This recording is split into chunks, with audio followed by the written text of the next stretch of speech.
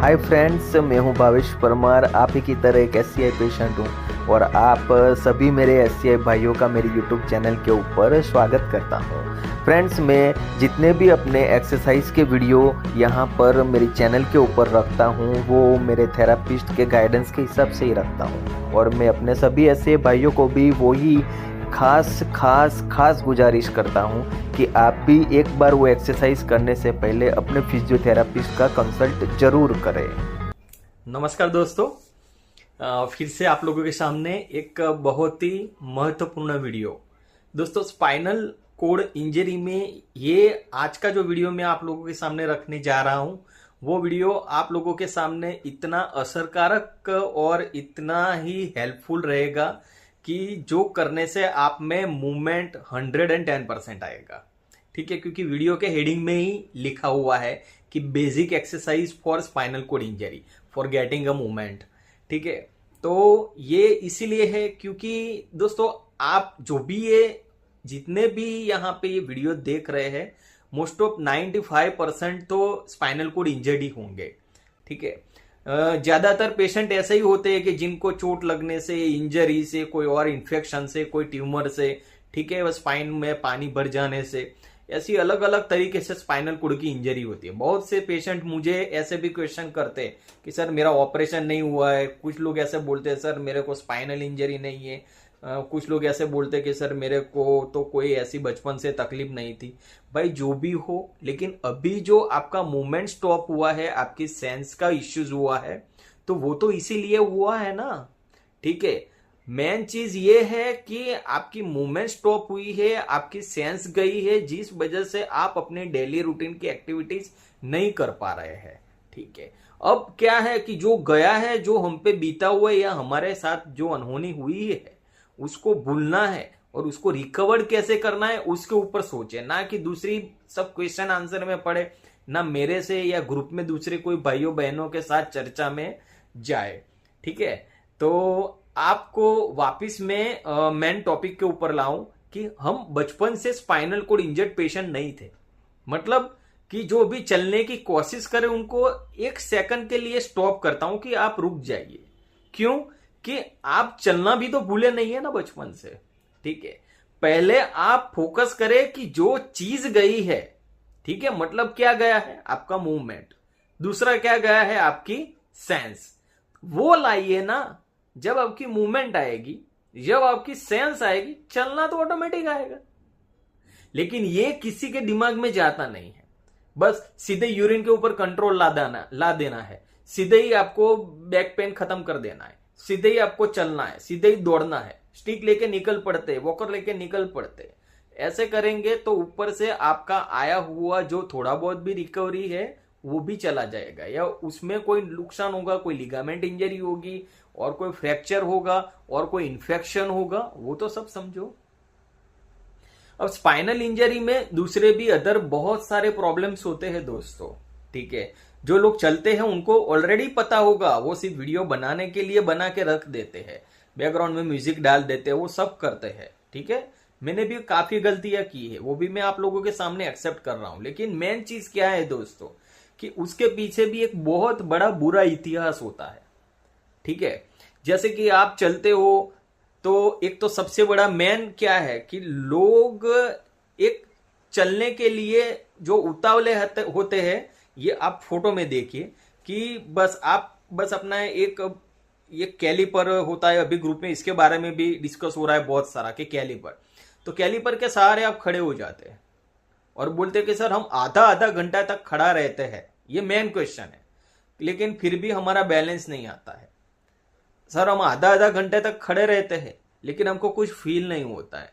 Sir हम आधा आधा घंटे तक खड़ा रहते हैं लेकिन फिर भी सर हमको चाहिए इतना कोई मूवमेंट। अरे कहां से मूवमेंट आएगा, क्योंकि बॉडी का वेट तो आपका कैलिपर के ऊपर जा रहा है ना। जब आपका बॉडी का वेट आपके पैर के ऊपर, जो कैलिपर है वो तो आपको सपोर्ट कर रहा है, आपके नी अनलॉक ना हो जाए उसके लिए आपको कैलिपर टोटली, जो सर्वाइकल है उनके तो कमर से कैलिपर लगता है। ठीक है, पैराप्लेजिक है उनको नीचे हिप से लगता है।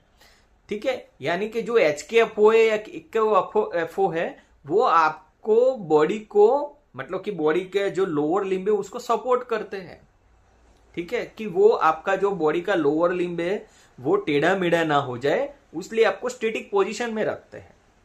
तो उसमें से आपको कहां से रिकवरी आएगा बताए, मैं कुछ गलत बोल रहा हूं। दूसरा पॉइंट, कुछ लोग क्या बोलते हैं कि सर हम नी लॉक करके खड़े हो जाते हैं, जैसे कि घर में किसी को बोलते हैं कि नी को, घुटनों को ऐसे सपोर्ट दे, या तो नी को दुपट्टे से बांध दे और फिर खड़े हो जाएंगे, फिर धीरे धीरे करके नी को हाइपर एक्सटेंशन मोड में ले जाएंगे और फिर खड़े होने की कोशिश करेंगे, ठीक है। तो उससे क्या होगा, ठीक है, उससे ये होगा कि अगर नी आपका फिसला या आप कहीं गिरे तो इससे भी ज्यादा बड़ी चोट लग सकती है, ठीक है।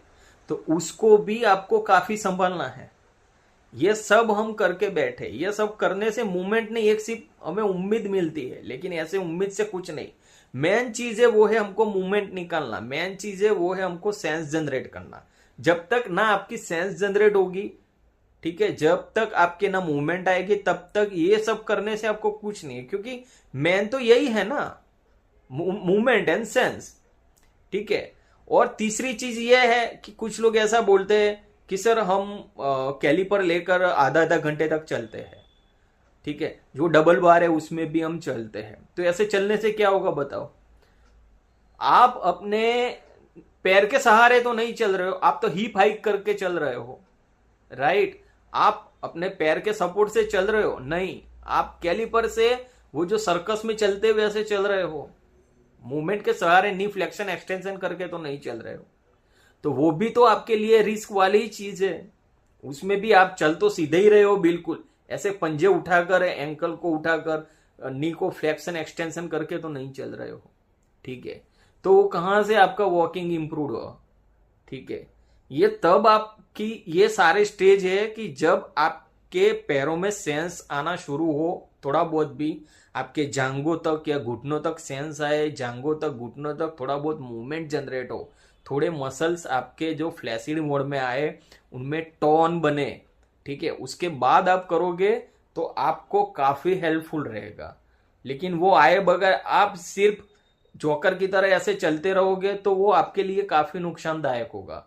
इसीलिए ही मैं आज वापस ये एक और बेसिक एक्सरसाइज का वीडियो बना के रख रहा हूं कि जिसकी बदौलत आपको वाकई में पता चले कि हमको एक्सरसाइज में करना क्या है, कि जिस वजह से ये जो मेन चीज बोल रहे हैं सर कि movement and sense, movement and sense, क्योंकि आप देखना मैंने जितने भी अपने स्पाइनल कोड इंजरी के वीडियोस डाले हैं उसमें ज्यादातर फोकस मूवमेंट एंड सेंस के ऊपर किया हुआ है कि आप अपने मूवमेंट को समझो, मसल के टोन को समझो, सेंस जनरेट करो, क्योंकि जब तक वो नहीं आएगा तब तक सारी एक्सरसाइज, बहुत सारी यूट्यूब के ऊपर, फेसबुक के ऊपर, इंस्टाग्राम के ऊपर हजारों एक्सरसाइज रखी हुई है। तो क्या ऐसी सारी एक्सरसाइज आप देखोगे और करते रहोगे तो आपको क्या रिकवरी आ जाएगी? कभी नहीं आएगी। आपको अपने मसल्स को समझना पड़ेगा, आपने अपने बॉडी टाइप को समझना पड़ेगा, तब जाके रिकवरी आएगा, ठीक है। तो अब ज्यादा टाइम न लेते हुए मैं आपको आज की जो बेसिक एक्सरसाइज है वो बताऊंगा, ठीक है। कि देखिए आप ये वीडियो में पहले देखिए कि किस तरीके से मैं एक्सरसाइज कर रहा हूं, और उसके बाद मैं आपको बताऊंगा कि क्या तकलीफें आती तो है दोस्तों, आप अगर आप यहाँ पे नॉर्मल देख पोजीशन सकते हैं में कि एक्सरसाइज। कैसे मैं शुरू में पैसिव मोड में मेरे फिजियोथेरापिस्ट की हेल्प से ये एक्सरसाइज करता था। जैसे कि मेरे होम केयर वाले भाई है, उन्होंने मेरे लेग को सपोर्ट किया हुआ है मेरे नी जॉइंट से और एंकल जॉइंट से, कि बाहर की साइड या अंदर की साइड पैर गिर ना जाए, और दुपट्टे से मैंने पैर को पकड़ते हुए धीरे धीरे आगे और पीछे की ओर वापस ले जा रहा हूँ, ठीक है। और उसके बाद दोस्तों आप यहाँ पे देखेंगे कि कैसे मैंने धीरे धीरे इंडिपेंडेंट मोड पे ये एक्सरसाइज करना शुरू किया, जब मेरे एडक्टर्स एंड एबडक्टर मसल्स में पावर जनरेट होना शुरू किया।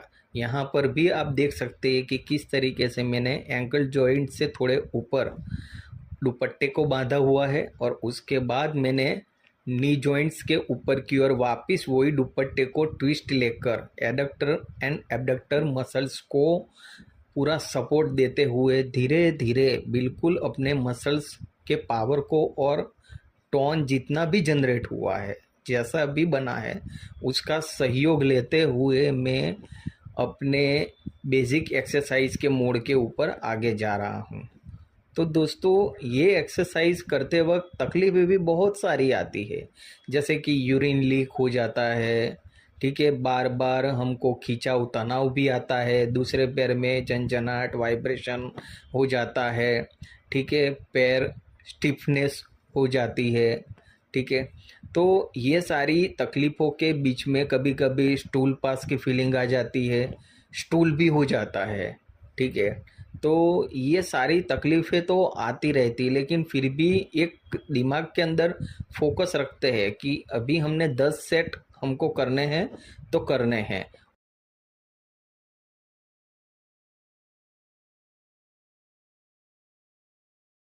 ओके दोस्तों, तो मैं उम्मीद करता हूं कि आपको ये सारी एक्सरसाइज समझ में आ चुकी होगी कि हमें क्यों ये तरीके से एक्सरसाइज करनी है। देखिए दोस्तों, आपको कुछ चीजें मेरी बातें थोड़ी बहुत कड़वी भी लगती होगी, लेकिन मैं इसीलिए बोल रहा हूं कि अगर आप ये सारी एक्सरसाइज यूं खड़े खड़े करने की कोशिश करोगे तो नुकसान हमारा खुद का है।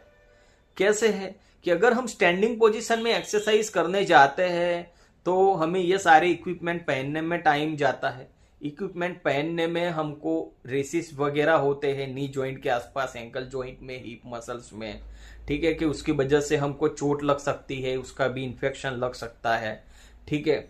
तीसरी बात कि ये पहनते वक्त हमको जो यूरिन लीकेज होना है, स्टूल पास हो जाना है, ये सारा होता है, क्योंकि जब खड़े होते हैं तो ब्लेडर बोवेल के ऊपर भी काफी कॉम्प्रेशन आता है, कॉन्ट्रैक्शन भी हो जाता है, तो उस वजह से यूरिन लीक हो जाता है।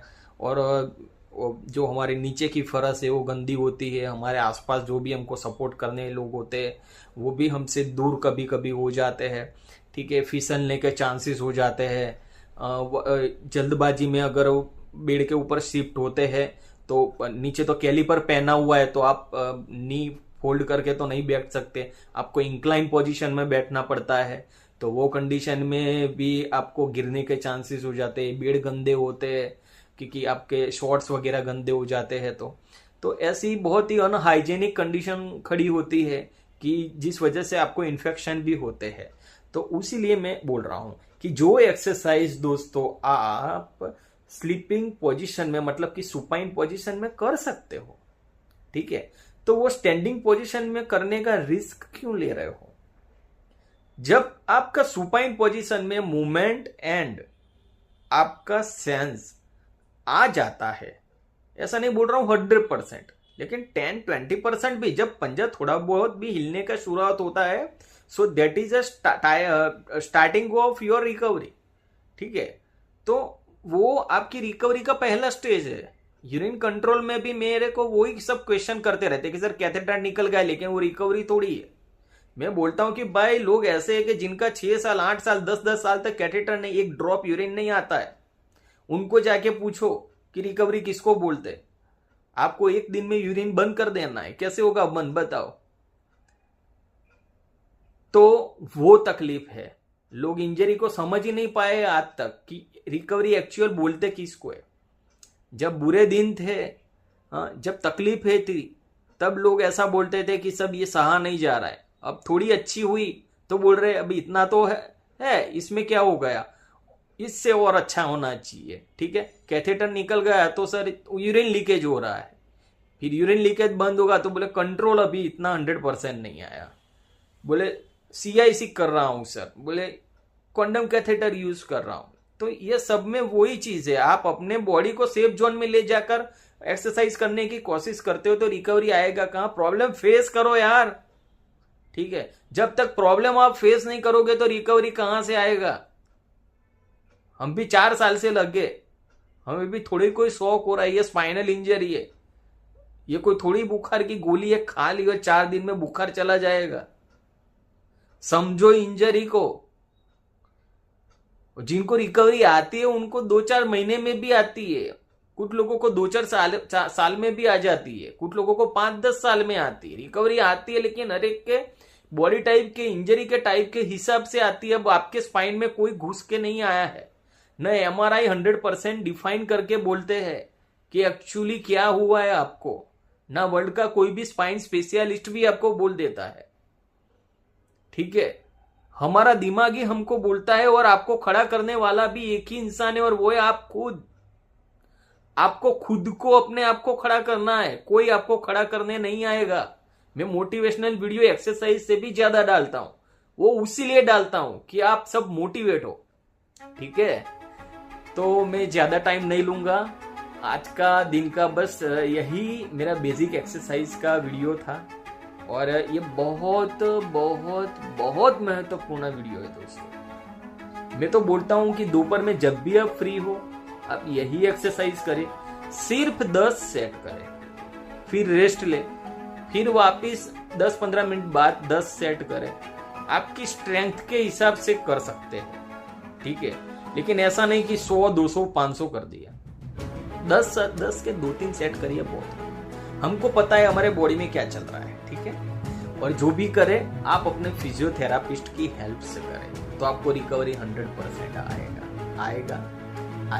ठीक है। और तो मैं क्या बोलूं दोस्तों, क्या रखा है जिंदगी में है, तकलीफें तो आई है, स्पाइनल इंजरी भी हुई है, तो ये सब तो एक आना जाना है, ठीक है। लेकिन उस बीच हमको जीना है। एक्सरसाइज जब तक रिकवर, मैं तो बोलता हूँ रिकवरी नहीं है, एक्सरसाइज तो अभी लाइफ ऐसी चल रही है कि इंसान की जिंदगी का एक पार्ट हो गया है, तो हमको वो पार्ट बनाकर ही एक्सरसाइज को तो लाइफ के एंड तक करते रहना है।